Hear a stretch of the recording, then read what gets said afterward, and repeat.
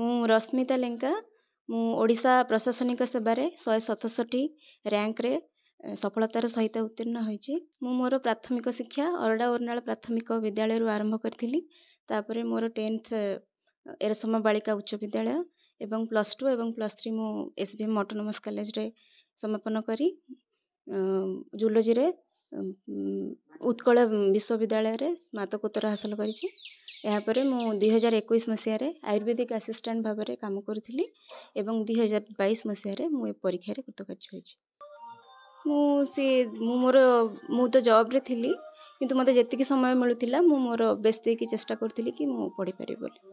ମୁଁ ମୋ ସଫଳତାର ଶ୍ରେୟ ପ୍ରଥମେ ଭଗବାନଙ୍କୁ, ମୋର ପିତାମାତା, ମୋର ଫ୍ୟାମିଲି ମେମ୍ବର୍ସ, ମୋର ଶିକ୍ଷକ ଶିକ୍ଷୟିତ୍ରୀ ଏବଂ ମୋର ସହପାଠୀମାନଙ୍କୁ ଦେବି।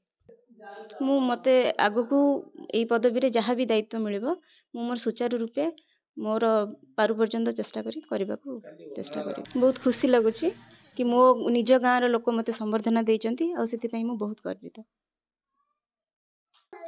ତାଙ୍କ ପାଇଁ ବହୁତ ପରିଶ୍ରମ କରିବାକୁ ପଡ଼ିଥିଲା। ମୋତେ ପିଲାମାନଙ୍କୁ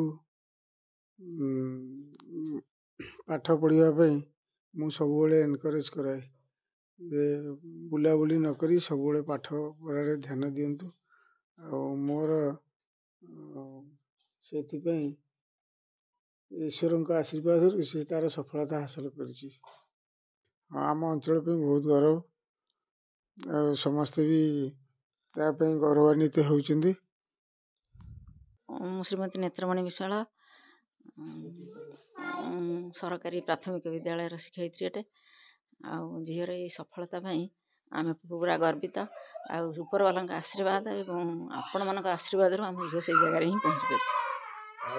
ଆଗକୁ ଲକ୍ଷ୍ୟ ଅଛି ସେ ଉତ୍ତରୋତ୍ତର ଉନ୍ନତି କରୁ ଏବଂ ସମସ୍ତଙ୍କ ଆଶୀର୍ବାଦ ନେଇ ତା କାର୍ଯ୍ୟରେ ଯୋଗ ଦେଉ। ବହୁତ ଖୁସି ଅଛୁ।